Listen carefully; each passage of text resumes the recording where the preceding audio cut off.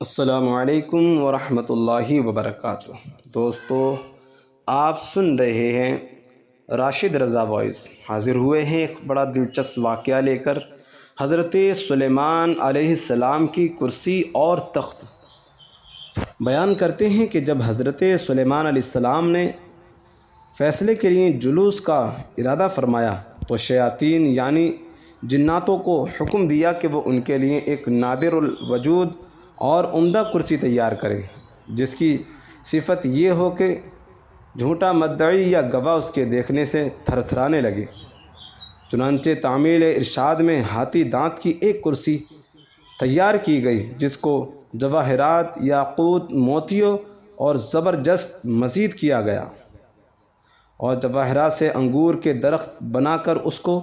گھیر دیا تھا، جس میں سونے کے 4 کھجور کے درخت ایسے تھے جن کی شاخیں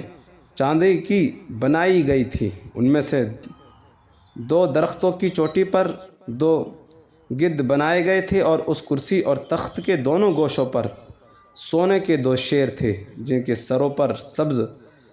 مرد کے ستون نصب کیے گئے تھے۔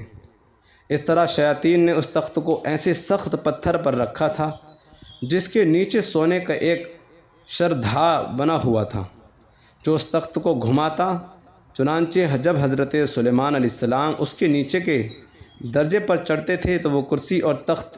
اپنے اس تمام سامان کے ساتھ جو اس سے متعلق تھا چکی کی طرح گردش میں آ جاتا تھا، اور گدھ اور مور اپنے بازو پھیلاتے تھے، نیز شیر اپنے ہاتھ پھیلا کر گردنوں کو زمین پر مارنے لگتے تھے، اور ہر درجے میں صعود پر یہی کیفیت پیدا ہوتی رہتی، یہاں تک کہ جب حضرت سلیمان علیہ السلام بالائی منزل پر پہنچتے تو دونوں گدھ مشک و عنبر تیزی کے ساتھ تاج ان کے سر پر رکھتے تھے اور تخت پر جلوہ افروز ہونے کے بعد سونے کا کبوتر زیور پیش کرتا، جس کو لوگوں کے سنایا کرتے تھے۔ ان کی دائیں جانب علماء بنی اسرائیل سونے کی کرسیوں پر بیٹھتے تھے، اور بائیں جانب معزز جنات چاندی کی کرسیوں پر۔ اس طرح حضرت سلیمان علیہ السلام فیصلہ کے لیے جلوس فرماتے تھے، اور جب کسی معاملے کی شہادت کے لیے گواہ آتے تو وہ کرسی ماں اپنے سامان کی گردش میں آ جاتی تھی، اور شیر و گدھ اور طاؤس اپنے مذکورہ کام میں مشغول ہو جاتے تھے۔ یہ دیکھ کر گواہوں پر ایک ایسی ہیبت طاری ہوتی اور سچ و حق کے سوا کوئی جھوٹی شہادت نہ دے سکتے تھے۔ پس جب حضرت سلیمان علیہ السلام کا انتقال ہوا تو اس کرسی کو شاہ بخت نصر نے اپنے قبضے میں لے لیا، مگر جب اس نے اس پر چڑھنے کا ارادہ کیا تو ایک شیر نے اپنے دائیں ہاتھ سے بادشاہ کی پنڈلی اور قدم پر ایک ایسی چھاپ ماری جس کے باعث وہ کرسی پر چڑھ نہ سکا، اور اسی ضرب کے کرب و بے چینی میں مبتلا ہو کر مر گیا، اور وہ کرسی شہر انطاکیہ روم شام کے دارالسلطنت میں باقی رہی، یہاں تک کہ اہل انطاکیہ سے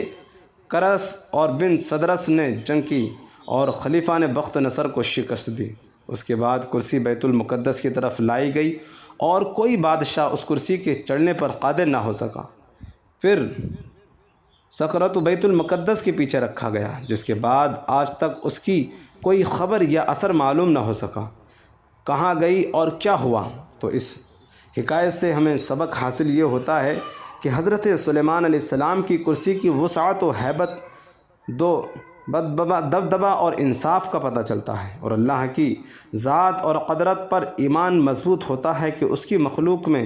اس قدر رعب و دبدبہ ہے، خود خالق کس قدر قادر و مطلق اور رعب و دبدبے والا ہوگا۔ اللہ تعالی ہم سب کو اس